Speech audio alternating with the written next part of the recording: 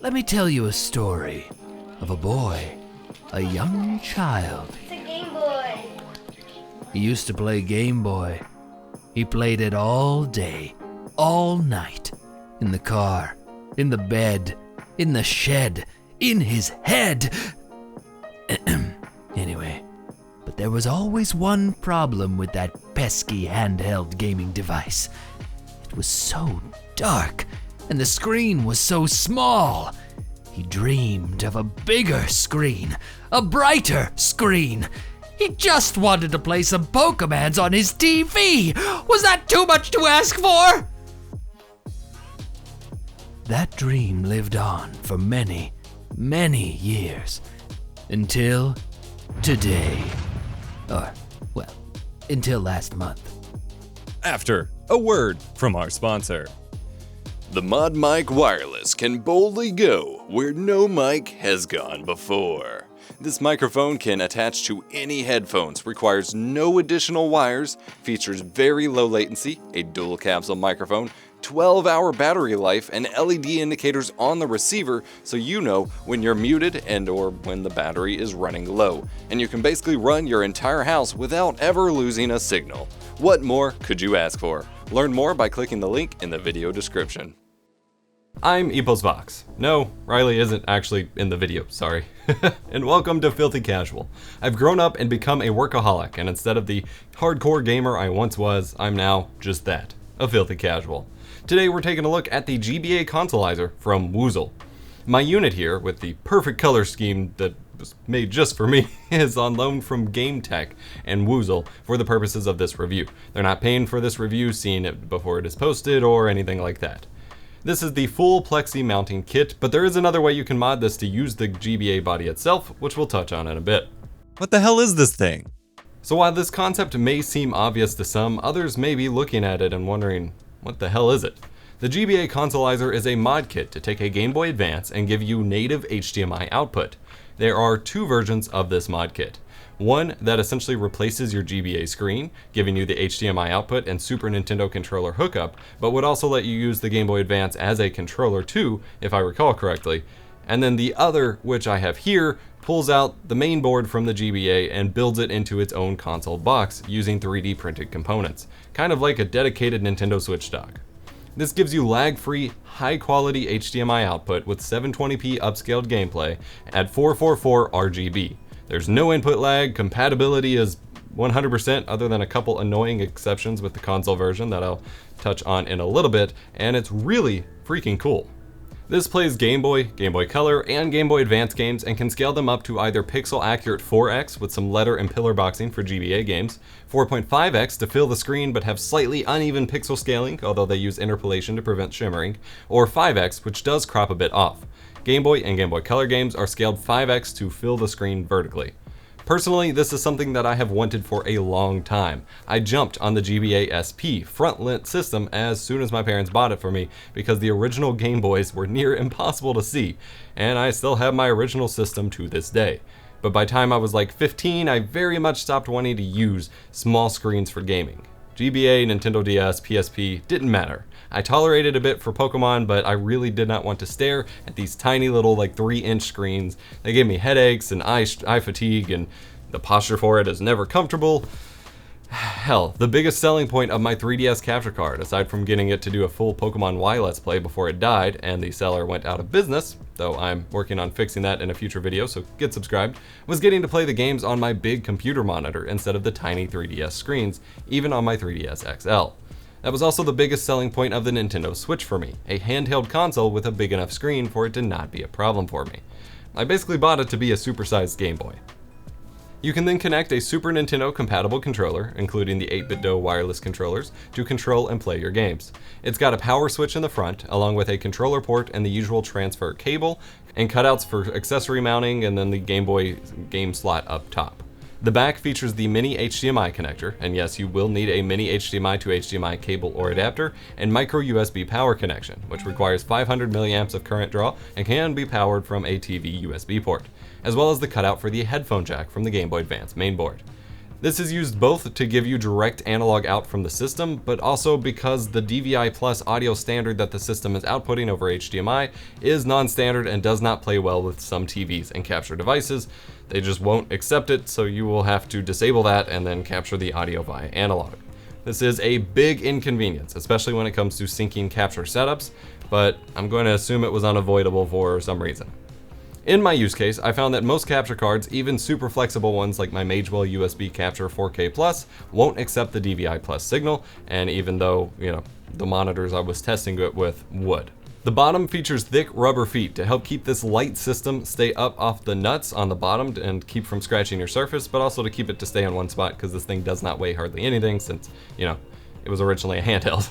My only real complaint is that I like to see indicator LEDs shine when you power something like this on, even if it's subtle, and there's none on mine. Also, the 3D printed nature leaves things a bit rough around the edges if you look too closely. Not a huge deal or ever something to worry about, but minor complaints, regardless. The color scheme though is perfect for me. I wish I could keep it. What about my handheld preservation, dog? But there has been some weird drama about this mod that I kind of wanted to talk about. A couple specific people were quite mad and making a lot of noise about how this mod works against game preservation because it's destroying perfectly functional GBA units and we need to preserve as many as possible. Firstly, every modder selling pre-built kits of these mods are sourcing broken Game Boys since you only really need the main board, and the recommendation for those installing themselves is to use ones with crack or broken screens. That should be obvious. Plus, it's a moot point, as this mod is 100% reversible. You can watch Voltar's installation tutorial to see how it's done, and virtually at no point is permanent damage done to the system, and the creator has already stated that it's reversible. As someone who personally owns a lot of Game Boy consoles, this is not a flex, but they're a mix of my childhood systems and cheap GameStop retro clearance hauls. No boxes for any of them, sadly, though I'd kill to get a box for each generation in good shape. Anyway, having all of these Game Boys, having one that's disassembled and put into a home console seems perfectly fine to me. I'd rather see GBAs in this than filled with corroded batteries or smashed under vehicles, right? Let's talk about them menus. Once you've booted into the GBA Consolizer, you can press down and select together to access a menu. There shouldn't really be any game that uses this button combination, but you might press this accidentally. Whatever. Here you have access to a few different menu sections: Video, Wizard, System, and About. Video options gives you options for smoothing modes if hard pixel edges aren't your thing and you're only using the 4x zoom mode. I know, people like this do exist somewhere. Control for your zoom mode is here as well, which is stored separately for Game Boy and Game Boy Color games versus GBA games. And scanline modes if you don't want anywhere close to the original experience, or grid-based modes which actually replicate the pixel layouts of the original Game Boy screens, which you held in your hand, which is really cool. These do not work well with 4.5x zoom mode though, and you will see some serious compression problems with these for streaming. The palette modes have to do with colorizing the original Game Boy games. These choices are based on the Super Game Boy palettes, or you can use the Wizard back at the main menu to create your own palettes. Mark and Corey over at My Life in Gaming cover this way better in their review, noting that these don't work with EverDrive flashcards as well, so I'd go check them out. Shader and gamma settings affect all games. The Consolizer outputs a very vivid, bright color scheme, which I love, but you can adjust the gamma levels to sort of tweak the contrast or select different shaders to emulate various Game Boy screens, or even the PSP screen for some bizarre reason. Choice is choice, I guess. Under system settings, you can swap A and B buttons to make the controller more comfortable for you if you don't like the original layout, if desired. Add a low pass filter to the audio to clean it up if you're having trouble with the signal, and enable DVI Plus mode. Again, DVI Plus mode is a sort of non-standard way of handling the DVI signal for the HDMI output, since it's not using HDMI standards, I believe, due to licensing issues, and not all displays or capture cards will support this. Enabling this sends the digital sound through the HDMI connection as you expect, but it won't work with all devices, potentially giving you an unsupported signal screen. With this disabled, you have to route the audio via the headphone jack out from the Consolizer, which is rather annoying, and if not set up or filtered properly, could result in ground loops or high frequency bleed in your audio, much like with the 3DS capture cards. My LG 4K monitor handles DVI Plus mode totally fine, but even my most flexible Magewell capture card does not. If you enable it and get the unsupported signal screen, fear not. These settings are not saved until you hit save at the bottom of the screen to your system settings, so simply reboot your system and you're back on track. Do save when you're done customizing your settings though. Now, there has been some talk and concern about the whole concept of the speed change for this device. For typical Game Boy Advances, they run at a refresh rate of about 59.8-ish, don't quote me on that, hertz instead of 60 hertz or 59.94, and so there is some adjustment within the chip of this device to make it run at 59.94 hertz or 60 hertz, which does technically speed up the device a little bit, which is common with other HDMI mods, such as the HDMI mod for the original Nintendo console. But this is a difference of like 10 hertz or less, and is not going to be noticeable by any human being. You're not going to perceive it whatsoever, whether you've not picked up a Game Boy in 20 years or you are switching between them, unless you have a super specific weird like slowdown point that is actually running faster on the Game Boy Consolizer. You literally are never going to notice the difference. The only concern is that it sort of kind of maybe makes the Consolizer not a good fit for speedrunning scenarios. But for normal just users, I'm not going to believe anybody that says that they can tell a difference. Honestly, it's been a pretty awesome ride, getting to go back and experience Game Boy games on bigger screens and with more clarity than I ever thought possible. I had given up on GBA HDMI mods by this point and started growing tired of the tiny eye-straining screens of handhelds by halfway through middle school, so at this point in my adulthood, as much nostalgia as I may have for the original Pokemon games, going back to the actual handhelds just hasn't been an option. Heck, one of the biggest reasons that I got my Katsukitty 3DS capture mod back in 2013 was to not have to use the 3DS XL's tiny screens in the first place. Too bad that mod died, but get subscribed because we're going to be fixing that, as I mentioned. Game Boy games, Game Boy Color games, Game Boy Advanced games, speeding up the video of the Game Boy camera to get a faux video format out of it. This has been awesome. And a lot of my game cartridge library is full of dead batteries, so I've been slowly backing them up using the GB01 cart reader, and then putting them on the EverDrive X7 for older Game Boy games, and the EverDrive X5 for Game Boy Advance games. You can pick those up at Stone Age Gamer, a great shop for retro gaming stuff, linked below. I know elitist crowds tend to kind of scoff at lower resolutions like 720p, but this was a great choice here in many ways. 720p is an even 5x scale of the original Game Boy and Game Boy Color's 160 by 144 resolution, and you can scale GBA games from 240 by 160, 4x or 4.5x if you wish to fill the screen. This also provides a clean 2x scale onto 1440p monitors, and then it even scales up cleanly to 4K TVs without artifacting or latency. I did run into a concern with the physical build. The cart slot is angled up and seems well supported overall and is probably fine, but there's no easy way to remove the carts. So the habit I fell into was putting downward pressure on the cart and sliding it out. This seems fine, except you're rubbing away the label of your games, something people care a lot about with their collections. And I worry about the lifespan of the fragile Game Boy cartridge connector on the GBA part itself. Just in my short use of this consolizer, 2 small pieces of plastic have already, basically crumbled off of the game reader, something that was very common for GBAs, but still a longevity concern. I can't imagine what a better solution would be outside of maybe having the game slightly protrude past the consolizer so that you can pull it out leveraging both sides of the cart, but this was not a normal issue on normal GBA consoles due to the full shroud around the games. As a kid, I used the Game Boy Player, and had a third-party one too, on my Magnavox CRT for years to play Pokemon on the big screen, and I never would have really known there was anything wrong with that. But thanks to my life in gaming, that simple solution is now ruined for me. Thanks, jerks. There is, of course, the Game Boy interface solution for those with modded GameCube consoles or disc swappable systems. Mine has the Xeon mod, but honestly, setting it up and tinkering with the GBI has just been super daunting, and I've just never done it. It's a power user's tool, and I like just turning things on and playing, given how little time I have to play these games. The GBA Consolizer gives me that.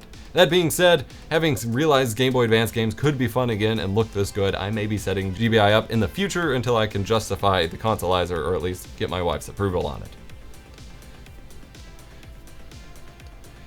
Personally, I didn't run into any compatibility issues with my game library, although My library isn't the biggest, so I'll point you to some of the more dedicated retro channels to cover that. I did, however, want to cover a very frustrating issue I ran into with my testing. My Game Sharks didn't work! I know, action replays and Game Sharks and cheating in general is very looked down upon these days for some reason, but I had some of my most fun memories with these handheld systems poking around with memory codes on those cheap devices. With my original childhood Game Shark for Game Boy Color games, this is fine, but it no longer boots for some reason, and the smaller Game Boy Color and Game Boy Advanced Game Sharks and action replays do not actually fit in the GBA Consolizer at all, due to the big shoulder bunts on the side of the cart slot. There's a little ledge and it just doesn't fit all the way in, which the original Game Boy Advance does not have. This isn't a concern if you're using, screen replacement modded consoles, but the full Consolizer is literally just a hair too fat for these devices. I might hope for a slightly tweaked 3D printed layout to adjust for this. I could maybe file it down, but that would get gnarly really quick and this isn't mine to keep. Again, a lot of people won't care, and AR code support is actually built into a lot of the flash cards nowadays, but I miss these things. It's time for some streaming considerations. The GBA Consolizer outputs a video feed at 1280 by 720 at 60 Hz and 444 RGB full range.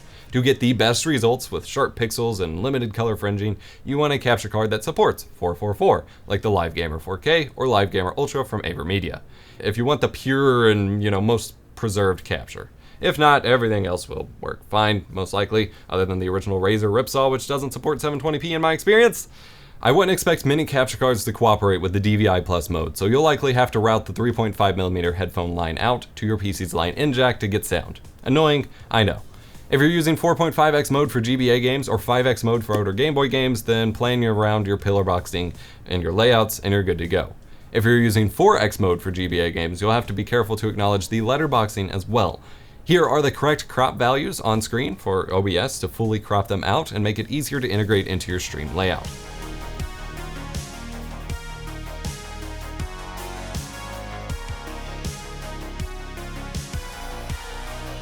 Money!